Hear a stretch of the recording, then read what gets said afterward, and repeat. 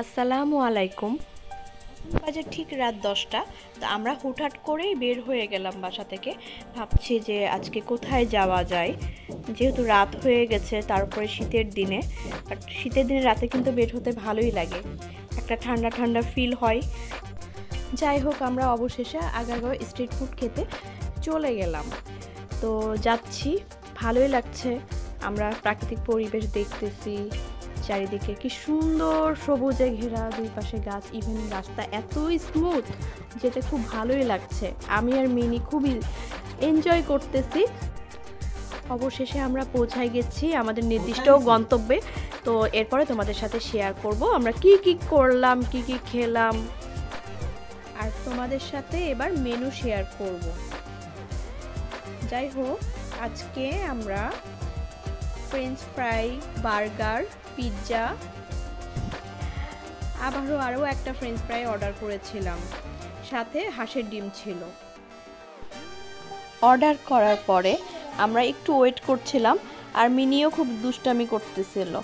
তো পরে মিনিকে আমরা বেলুন কিনে দিলাম, দিয়ে বেলুন নিয়ে ও বেশ কিছুক্ষণ আর কি খেলাধুলা করতেছিল। এখানে আমাদের প্রায় দিনই আসা হয়।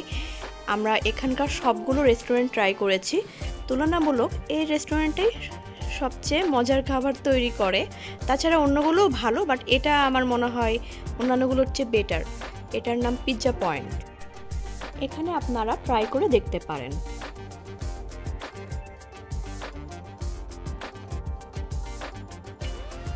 অবশেষে ফ্রেঞ্চ ফ্রাই আর বার্গার চলে এসেছে, আর আমরা পিৎজার জন্য ওয়েট করছিলাম।